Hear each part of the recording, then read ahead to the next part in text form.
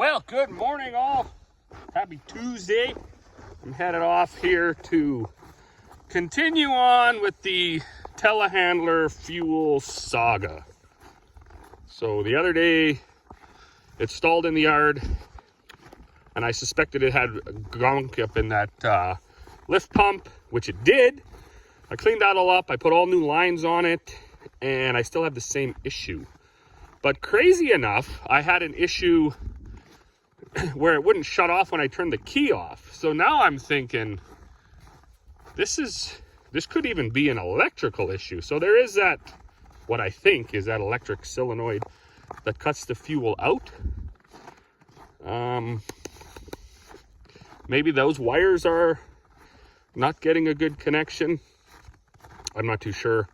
Although it does seem to always stall when it's requiring power. So say driving up a hill, or if you do two functions at once, say you try to turn and lift the boom at the same time and put that much more draw on the hydraulic pump, requiring that much more horsepower, that seems to make it stall.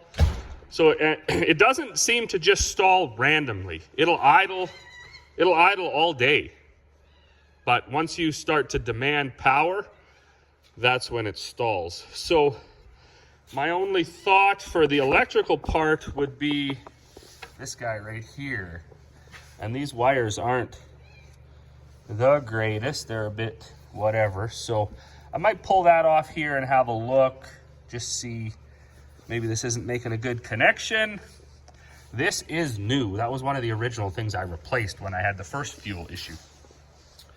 So anyways, last night I shut the disconnects off. And I actually disconnected the batteries too. And what else did I do?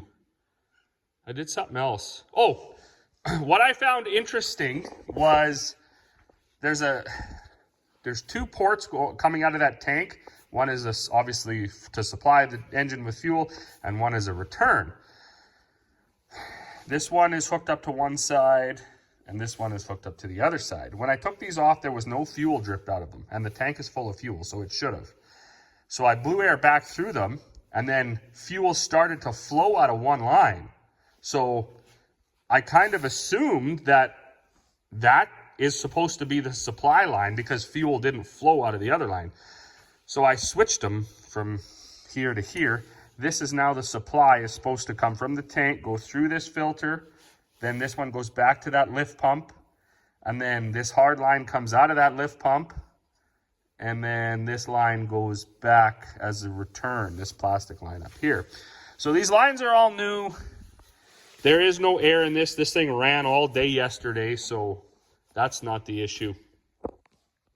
So what I'm going to do first thing, I'm going to fire this up. I'm going to get my broom out of the way. I'm going to grab this water trailer. I'm gonna go out, I'm gonna flood the rink, and then I'm gonna leave this water trailer outside because we're pretty much done with the large volumes of water. I'm gonna put my little tank in here and fill it up, and then steam it so it gets really, really hot.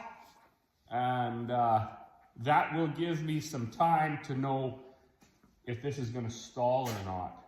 Because if it keeps stalling, I know I've obviously not fixed the problem by disconnecting all the power and giving that. I don't exactly know what all that ECM controls. This is a very mechanical, easy engine. The only thing is that electrical solenoid for the fuel cutoff. So maybe, I don't know how it's connected. The finning guy seemed to think that, you know, the engine is almost separate from the machine. Like the ECM runs all the rest of it, but it doesn't really run the engine because I think what had happened around this time, I do believe that JLG now builds the finning telehandler, or finning just kind of gave up. I could be wrong on that. That was what I was to understand though, is that finning, they weren't doing as good a job as JLG, so they just conceded, and now JLG does the telehandlers. So this was one of the ones where they just sort of pieced everything together, and it doesn't all quite sync is what I'm trying to say. So I don't know if it could be an ECM or an electrical issue that's killing the engine. I don't think so at this point. If it does die, I'm going to bring it back in here. I'm going to take that fuel lift pump off, and I'm going to put the old one on. The old one had that crud in it, and we pulled that out. But other than that, I think it probably worked. So I'm going to switch them. If that doesn't work, I'm going to tie that inline electric motor in there and see if that gets it. If that doesn't get it, then we will know for sure that it's a electrical issue and it's not a fuel supply issue. So anyways, let's get that rink flooded, see if this thing stalls a million times, and hopefully it doesn't. Okay, well, that solves that. It won't even start this morning. So, I guess we will, first thing we'll do is change that fuel pump. If that don't work, we'll throw an inline one in there and see how that plays out. It just cranks over now. It doesn't even fire. So it must be. Let me pull a line off here and see if there's any fuel. Okay, so I got the pumps off, and now I could be grasping at straws here, but I'm actually getting a bit frustrated now. So there's no gunk in this screen that I had originally cleaned out the other day. But when I pump on the old, so this was the original one. It had all that gunk in here. You can really hear it. When you pump on this one, there's no resistance at all. So maybe the diaphragm in this is wrecked. Sometimes that happens with those aftermarket pumps. They're not, they don't have the longevity. So I'm gonna put this old one back on. I got a new gasket for it. And we'll see, hopefully that makes up the difference. When I unhooked those lines, it was almost like there was air getting in there. It seemed to be frothy, the fuel coming out of the return. So I don't know if it's picking up air from this pump or exactly what's happening. But anyways, we're gonna get a new gasket on there, and we're gonna get the old pump back in and see if we can get some horsepower back. Okay, new pump is in. I gotta take my clamp off of here. Because it was gravity feeding so fast, I have to clamp it now, or it runs all over the ground. Okay, give it a quick check here, make sure that it is pouring out. Oh yeah. Okay, that's good. I'm having trouble wrapping my brain around this design without an electric fuel pump. Like, that's like 12 feet of rubber hose that it's got a gravity feed through, and then another 4 to get to that pump. And I'm not exactly sure what kind of suction those mechanical pumps have, but I'm almost wondering if they could maybe even collapse this hose a little bit, and maybe that's where my problem is. So I had pulled this line off. This is the line that comes from the mechanical pump. And I wasn't super excited about the amount of volume coming out of there. And I pulled this off too, and it was kind of white and milky, so airy, I guess. So anyways, let's see if it starts. And I don't know, I guess wish me luck.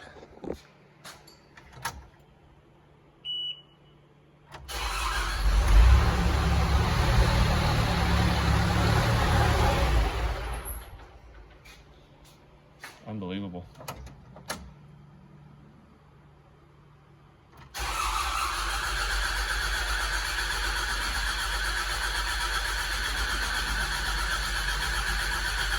No change.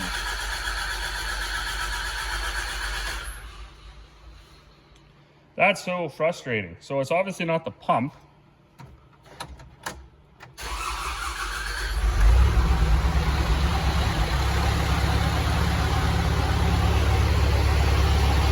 Well, maybe it is. Maybe there was a little bit of air in there. I don't know. We'll see how much comes out the return.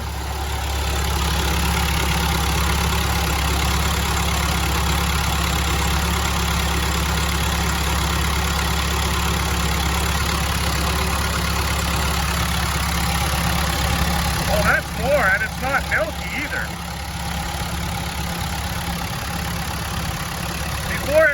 really white.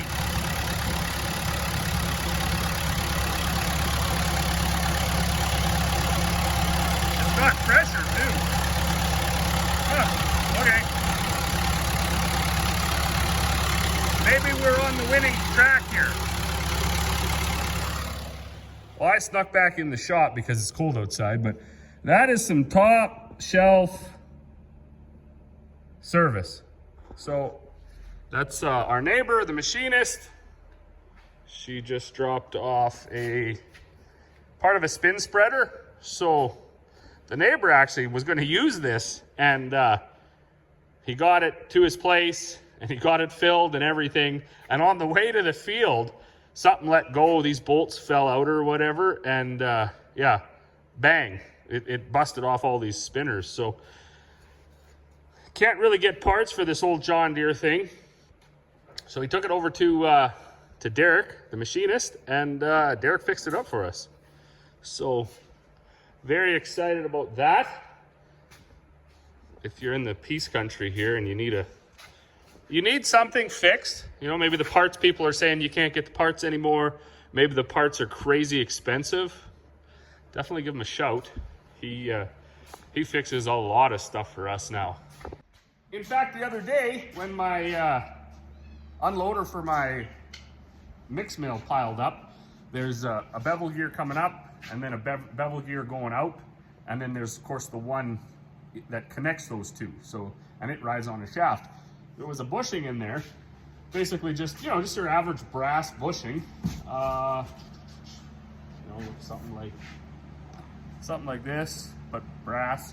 Well, I didn't have one in my bushing bin, and I didn't have one on the shelf either, so I phoned him up and I was like, do you have this bushing? He said, well, I got material to make it, right, because he's a machinist. So I just took it over there, dropped it off, came home, had lunch, and then Buddy and I were actually out on the ice, and a truck come driving down the road, and it was him.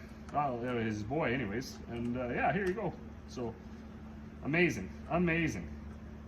Really cool to have those guys right in your backyard. So I am now taking apart this pump. I want to see if the diaphragm is cracked, because that will let us know. If this pump is no good, I don't really know how to test them. And to be totally honest with you, for the money, it's probably not even worth it. This stuff is also, it's all so cheap anymore that you just fix it, or you just throw it away. But I don't actually see a crack in the diaphragm. Maybe the spring was too weak or something, I don't know. Or it's very possible that that wasn't even the problem. Like, but I'm sure it was letting in air somehow, because it was super milky. And I don't know, I don't know much about anything, let's be honest, but I try. I definitely try. But I don't see it. Oh, I don't see any damage to that rubber.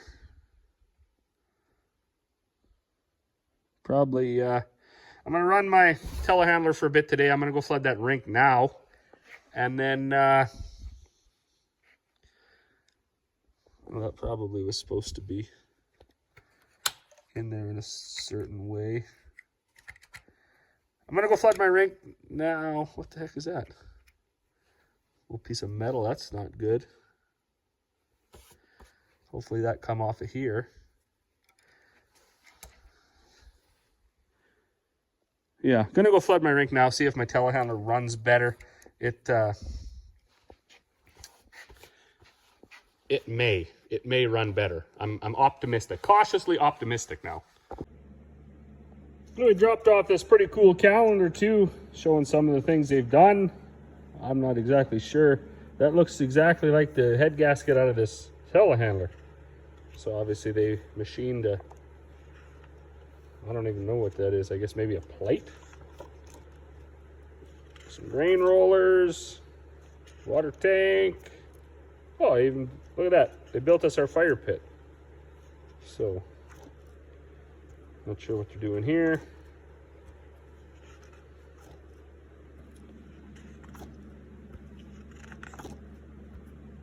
don't know what those are. Some more grain rollers with the grooves in them. Not sure what this is either. One a hydraulic block. I think they had to fix a crack. Had a hairline crack in it. One of these things. Yeah, pretty cool. Okay, so I don't even know if I just mentioned that, but I put this back together, and when I plug both those ports with my fingers and then actuate the, you know, the pump part of it, the diaphragm part, I don't get any like air squirting out around my fingers, and I did with that old pump when I had it on the bench. So I know I did say I was cautiously optimistic. I think this pump was no good. And I think what happened was it was just kind of gravity feeding. Like I say, to me, that makes no sense to have it pull from this side of the telehandler all the way through that rubber line, right, all the way over to this side, go through a filter, and then go back to the other side of the engine, and finally get to the pump. And then the pump starts to pump it up, and then return back whatever. To me, that just seems like an insane amount of distance. I think a guy should have had a electric pump mounted right on the tank on the side of it to push it that far. But anyways, we're gonna give it a try. I gotta move that broom out of the way, move the backhoe out of the way, hook up to this water tank, get stuff off of it, and see if it just dies. It might die. It might not be the problem, but we will never know until we try. If it does work, most likely what I'll do is write no good on this box and put it on the shelf, because that's what we do around here. That's pretty much every single farm does that. You go to everybody's shop and you're like, oh, I seen a post one year on a farm forum, and they were like, how many grease guns do you have hanging in your shop that don't work? And I had to laugh because we got like 7 over there. There's battery powered ones, there's air actuated ones, there's single lever ones, pop pistol grip ones, there's like really tiny ones. I don't even know what kind of tubes those things took. But yeah, we are no different. We save all our junk too. Well, check it out. That cut through the trees right there where they dug our line for our pump out. That's normally where this telehandler dies when I'm coming up the hill. So it is a climb all the way up that hill. Not a very steep climb, but it's a climb all the way up to these bins. And that was the biggest reason why I assumed this was running out of fuel, because it always died at the same time. And if it was an electrical issue, which I mean, I guess there could still be some electrical gremlins, you would think it would be really sporadic every time you hit a bump or kind of just whenever. But this was stalling when it needed a lot of fuel, when it needed some extra horsepower. So I just climbed all the way up that hill with the foot on the gas the whole way, about 2,000 RPM. And I never stalled, never even got sluggish. So what we're gonna do with that is we're gonna take that as a win and say that it was a bad fuel pump that was causing my no start and my stalling issues. So I gotta get a little bit of canola here for a bag of feed, and then we're gonna grind up a bag, and then I'll probably stop the grinder for the day, because I gotta empty my molasses tank, because that molasses trucker he'll be here later tonight with a fresh load for the holidays, and we got hockey tonight as well. So we were out skating on the ice last night, and it was really rough and brittle, and I'm pretty sure that's hard on skate blades.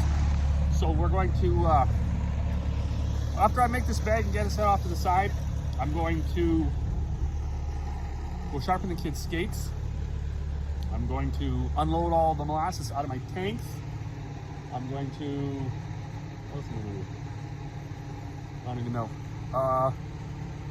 Put that other tank, the steel tank that we use for like the Zamboni pot, I'm gonna put that in the shop so it can thaw out, so I can fill it with boiling hot water, and then maybe tonight I can Zamboni it and try to get it smooth. And then, yeah, we'll see where that goes. So I pumped the molasses out of my tanks. I filled these 4 totes all to 2,900 pounds. And then I got another one over there partially full. And then I got 6 empty ones sitting there. 3 of those big tanks are empty. Truck's coming tonight around 8 o'clock. So we'll be able to hopefully stress-free just get him unloaded and off. I got this tractor plugged in. I want to move it a little later on, probably back it into the shop. It needs a, not that we need the air conditioner this time of year, but it needs an air conditioning belt. I heard it flapping around last time I ran it, and I don't know what happened. I guess it went sideways or whatever, and now it doesn't run true. So they picked a new belt up that's in the shop. So once we back it in here, throw a little snow, make sure that's warm. Oh yeah, melting away. Okay, so this will be about 5 hours of plugged in before it even goes, I'm sure. It's been sitting here for a while. So we'll get that. I'll broom the snow off it maybe after I go sharpen the kids' skates. Whew, there's a long walk over here from the shop. But this is the slow development of furnishing the skate shack. So we got a couple of heaters in here. That one's not on, and that one's basically just set to antifreeze because that's where the water line comes out of the ground that I was going to use to flood this rink all winter. That way I don't have to have my big water tank all the time. Because once you have your base done and the ice kind of the way it is right now, you don't actually need a large volume of water. What you just need is, you know, enough to build up another little bit of a layer. And now that I have that steel tank over behind the tractor with that mop behind it, I can fill that up with really hot water and kind of Zamboni it to get the snow off of it if it's really bad. But this is turning out quite well. There's a few, like right here, there's a bit of a ridge. We're working at getting that out of here. But it was kind of hard to do this because Buddy wanted to do the whole entire lawn, which we're almost there. We got a little bit to do up there yet.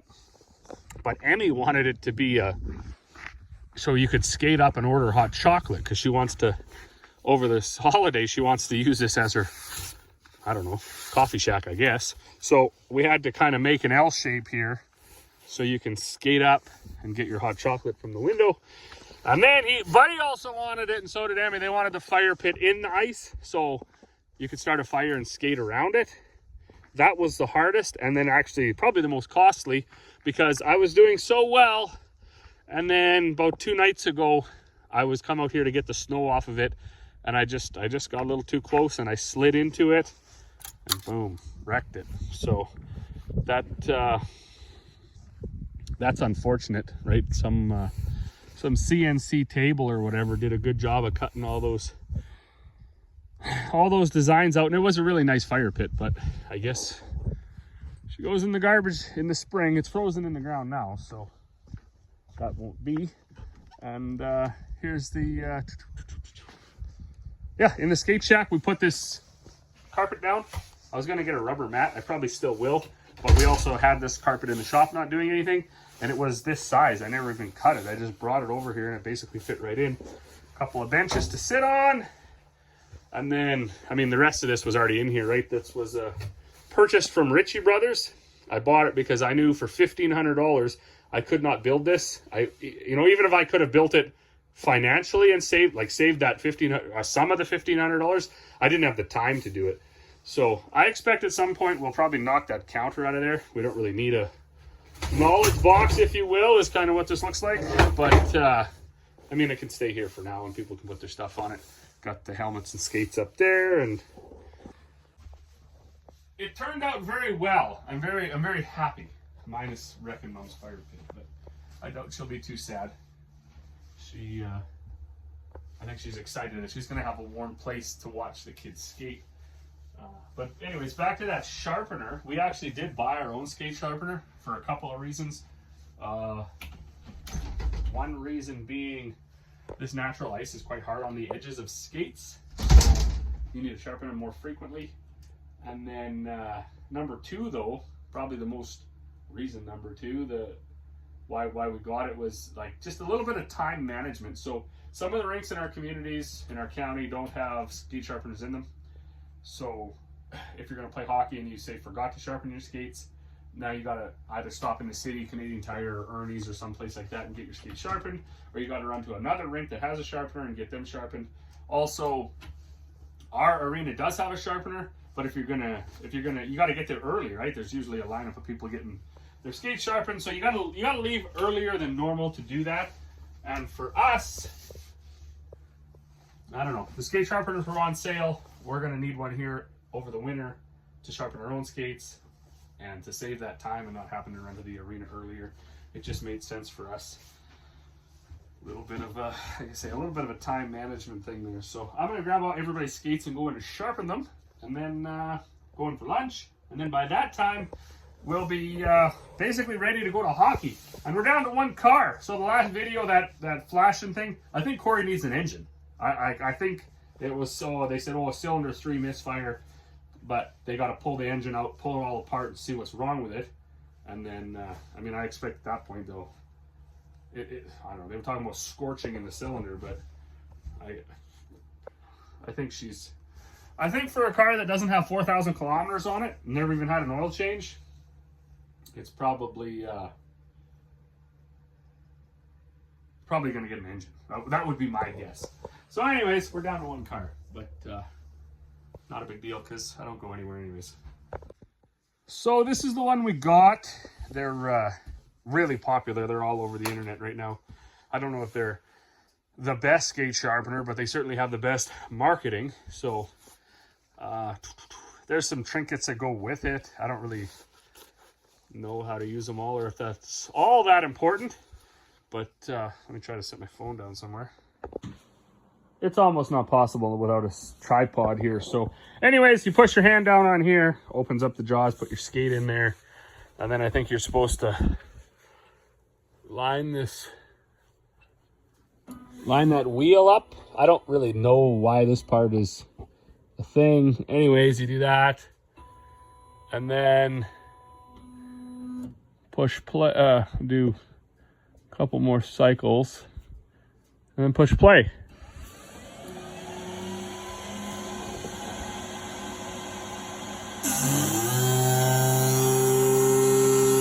So there you go. It'll do its 4 cycles. This is one of those ones that goes to your phone, so you can track how many times you sharpen your skates or whatever. I don't know. That's kind of goofy, but you can do it anyways. So I'll let that sharpen and go shovel off the deck here, or the front porch, I guess.